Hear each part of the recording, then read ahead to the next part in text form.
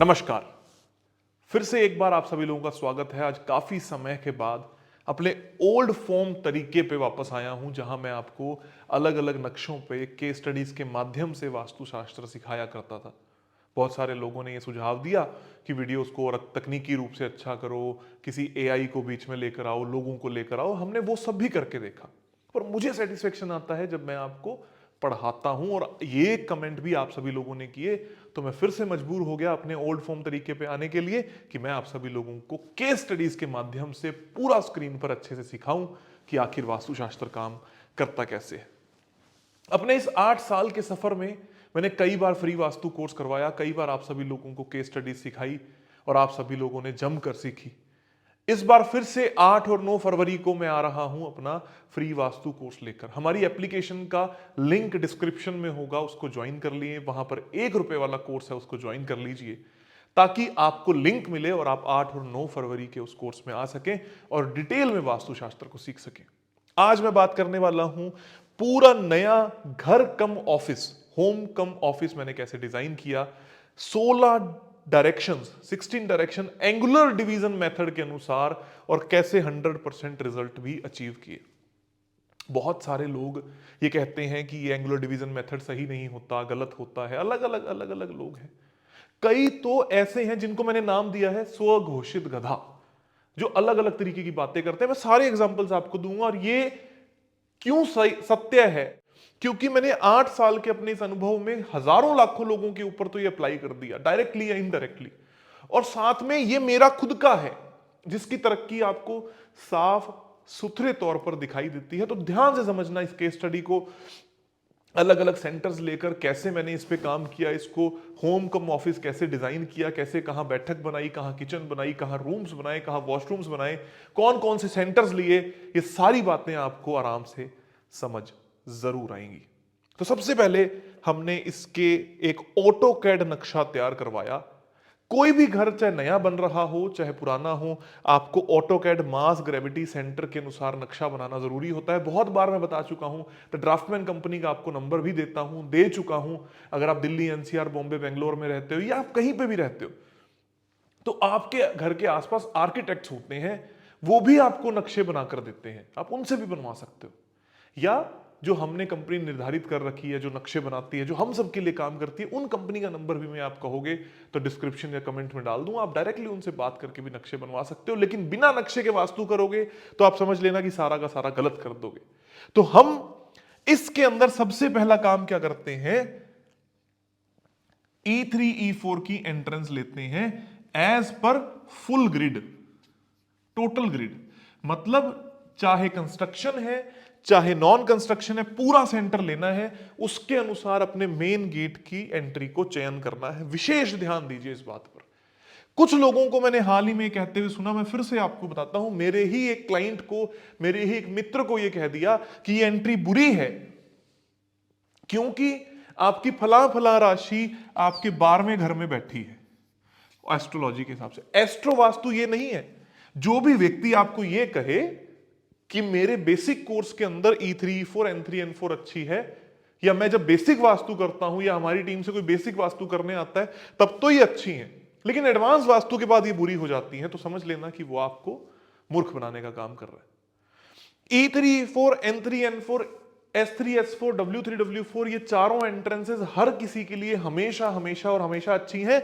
इनमें से कोई बेहतर और कम हो सकती है, लेकिन कोई अगर आपको ये कहे कि आपकी कुंडली के अनुसार तो साउथ साउथ वेस्ट की एंट्रेंस अच्छी है, तो ये समझ लेना कि बस वो आपके जीवन में आया ही इसलिए था कि आपका पतन होना शुरू हो जाए। बेसिक वास्तु के नियम सबके लिए हमेशा सेम थे, सेम हैं और सेम रहेंगे। सबसे पहले, क्या मैंने E3 E4 ही चूज किया? यस। क्यों चूज किया? क्योंकि मेरी कुंडली का फर्स्ट हाउस स्ट्रांग है, शनि अपनी ही राशि में बैठे हैं, बहुत स्ट्रांग है, मैंने ले लिया। क्या मैं W3 W4 नहीं ले सकता था? ले सकता था, लेकिन मैंने E3 E4 क्यों चूज किया? इजीली अवेलेबल मिल गया, आराम से बन गया, और मेरी कुंडली का फर्स्ट हाउस अच्छा है। इसका मतलब सिर्फ और सिर्फ यह है कि एस्ट्रो वास्तु के अनुसार इन चारों में से सबसे अच्छी कौन सी है ये चूज करी जा सकती है, लेकिन इनमें से कोई बुरी नहीं होती। हमेशा ध्यान, रिजल्ट्स की गुणवत्ता को कम और ज्यादा जरूर किया जा सकता है, लेकिन बुरा नहीं किया जाता। कोई भी आपको, फिर से मैं बोल रहा हूं, ये कहे कि एस्ट्रो के अनुसार आपकी फलानी फलानी एंट्रेंस है, चाहे वो बेसिक वास्तु के अनुसार सही है, तो वो गलत हो गई, ये गलत सिम्टम है, गलत बात है। उसके बाद कोई अगर आपको ये कहे कि आप वेस्ट में नहीं बैठ सकते क्योंकि फिर आपका वेस्ट आपकी कुंडली के अनुसार किसी गलत दिशा में आ रहा है, ये फिर से गलत बात हो जाएगी। सिंपल सी बात होती है, एस्ट्रो वास्तु में यहां पर बता देता हूं कि नॉर्थ होता है 4th हाउस। जिनको थोड़ा सा एस्ट्रो वास्तु का ज्ञान है, जिन्होंने हमारा एस्ट्रो वास्तु कोर्स कर रखा है, उनको ये बात बड़े आराम से समझ में आ जाएगी कि ये होता है आपका 1st हाउस। बस इसी तरीके से सारे हाउसेस निकालकर कौन से हाउस सबसे ज्यादा प्लैनेट बैठे हैं, कौन सा हाउस में सबसे ज्यादा पॉजिटिव हिट है, कौन से हाउस में सबसे ज्यादा गुणवत्ता है, कौन से हाउस के प्लैनेट अपने राशि में बैठे हैं, स्वराशि में बैठे हैं, वो हाउस आपके लिए अच्छा हो गया। और इन चारों में से ही किसी एक हाउस के अनुसार आपको डायरेक्शन लेनी है अगर आप नया घर सेलेक्ट कर रहे हो। तो सबसे इंपॉर्टेंट पॉइंट मैंने आपको बताया। 8-9 फरवरी को फ्री वास्तु कोर्स होने जा रहा है, उसके बारे में फिर से आपको याद करा दूं कि जरूर ज्वाइन कीजिए, लिंक आपको डिस्क्रिप्शन में मिल जाएगा, ताकि आप और डिटेल में वास्तु सीख सकें। फिर हमने क्या किया, इसके अंदर सिर्फ एंट्रेंस का चयन किया, उसके बाद हम बढ़ गए अगले सेंटर पे, जिसको हम कहते हैं कंस्ट्रक्टेड एरिया का सेंटर। कंस्ट्रक्टेड एरिया का जो सेंटर होता है, उसके अंदर हमने ये जो टॉयलेट है उसको ईस्ट साउथ ईस्ट में बनाया और इस टॉयलेट को साउथ साउथ वेस्ट में बनाया।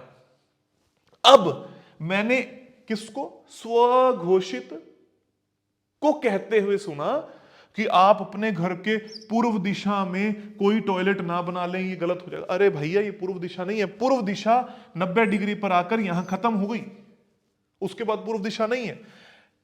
और उसी व्यक्ति को मैंने ये कहते हुए भी सुना कि नॉर्थ ईस्ट की टॉयलेट इतनी बुरी नहीं होती जी, नॉर्थ ईस्ट की टॉयलेट से इतना कुछ नहीं होता, लेकिन ईस्ट साउथ ईस्ट की बुरी होती है। कैसे प्रमाण देते हैं अपनी मूर्खता का? कैसे?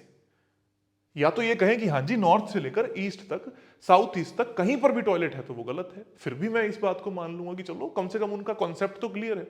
ईस्ट साउथ ईस्ट में तो गलत है और नॉर्थ ईस्ट में सही है कि नॉर्थ ईस्ट की टॉयलेट का इलाज हो जाता है, कोई डरने की जरूरत नहीं है, वहां फ्लश कर दो, वहां पानी बहा दो। और ईस्ट साउथ ईस्ट की टॉयलेट जो है वो गलत है, क्योंकि पूर्व में बिल्कुल भी गलत नहीं है, क्योंकि शास्त्रों के अनुसार ये मंथन की दिशा है, चर्निंग की दिशा है। यहां पर सिर्फ मथने के कार्य हो सकते हैं और यहां पर डिस्पोजल, अगर मथे हुए तो विष भी निकलेगा, अमृत भी निकलेगा। लस्सी बनती है तो कुछ चीजें छूट भी जाती हैं, जो खट्टा हो जाता है, और कुछ मक्खन भी निकलता है। तो ये जो जगह है वो आपकी सोच को विकसित करती है, सही करती है। यहां पर वॉशरूम होना सही है, साउथ साउथ वेस्ट में वॉशरूम होना बिल्कुल सही है। कुछ लोग बोलेंगे नृत्य कौन है। एंगुलर डिवीजन मेथड के अनुसार डिग्री निकाल ली और फिर हमने इस पे वर्किंग करी, बैठक वेस्ट में बनाई। हाँ, एस्ट्रो वास्तु के अनुसार मेरा शनि अच्छा है तो मैंने वेस्ट में बनाई, लेकिन इसका मतलब ये नहीं है कि ये बैठक नॉर्थ में होती तो गड़बड़ हो जाती, ऐसा बिल्कुल भी नहीं है। ज्यादा अच्छा और ज्यादा बुरा किया जा सकता है।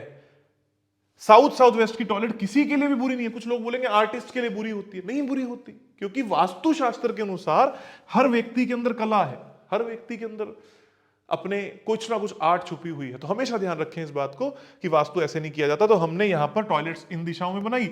एक ये रूम बनाया जो थोड़ा सा साउथ साउथ वेस्ट में आ रहा था, तो यहां पर साउथ वेस्ट में बेड लग सकता है, या यहां पर बड़े आराम से सिटिंग आ सकती है, साउथ में भी, साउथ साउथ ईस्ट में भी और साउथ वेस्ट में भी, अगर हमें इंप्लॉइज बिठाने हैं या कुछ करना है। रेस्ट रूम के पर्पज के लिए भी ये रूम अच्छा हो जाता है। और यहां पर आपकी ऑफिस सेटअप होता है, बाकी सारा आपको यहां पर स्टाफ देखने को मिलेगा। ये सारा लिविंग एरिया हो गया, ये सारा रिसेप्शन हो गया।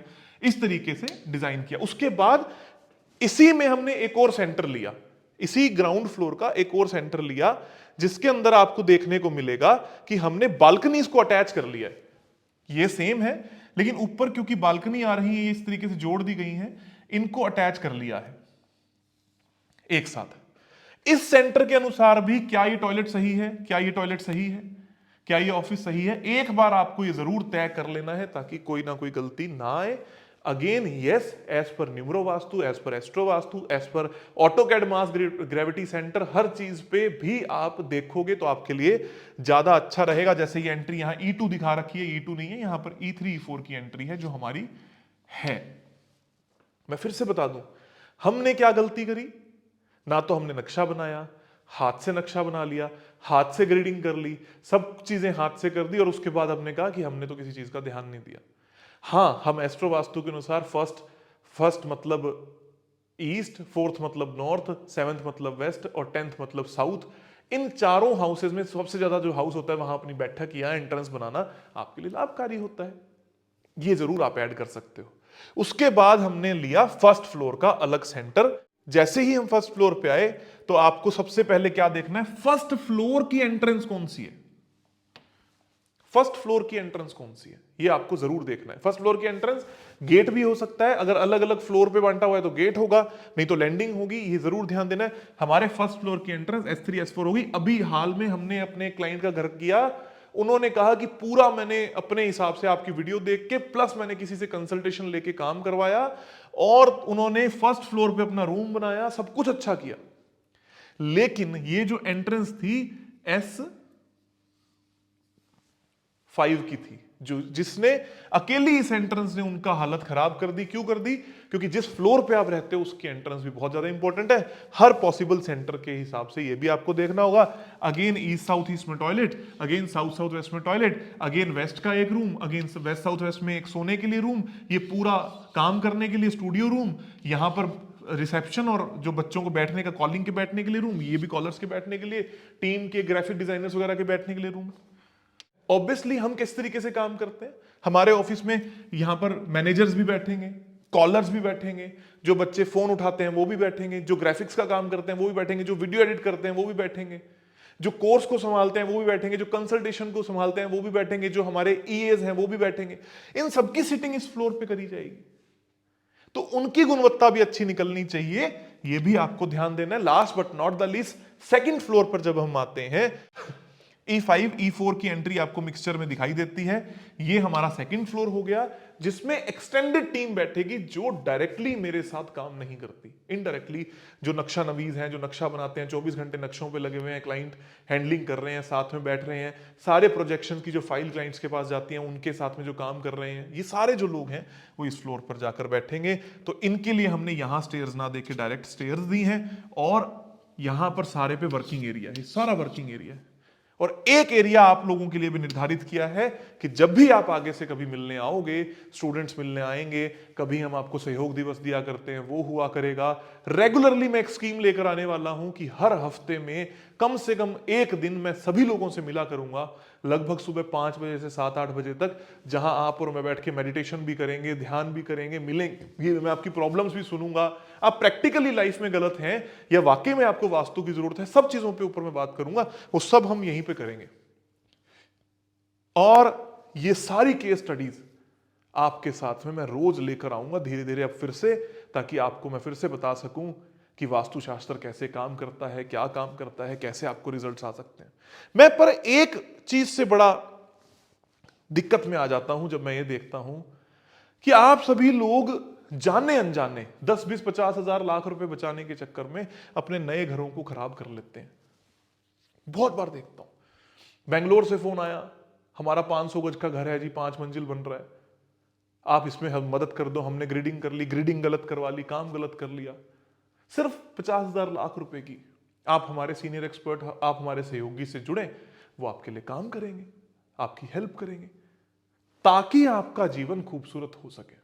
और जिसको सीखना है वो पूरा अच्छे से सीखिए, अच्छे से समझिए इस विषय को, और फिर अपने अपने घरों पर अप्लाई कीजिए। आपको रिजल्ट्स भी आएंगे, आपको तंदुरुस्ती भी मिलेगी और सब कुछ बढ़िया होगा। ये वो बांसुरी है जो मैं रोज बजाता हूं पिछले 8 साल से। यही एंगुलर डिवीजन मेथड, कोई भी कह दे कि गलत है, 100% सही है, 100% मनी बैक गारंटी के साथ में काम करते हैं, करते आए हैं, करते रहेंगे। आप सभी का बहुत बहुत धन्यवाद, आभार और खूब सारा प्यार।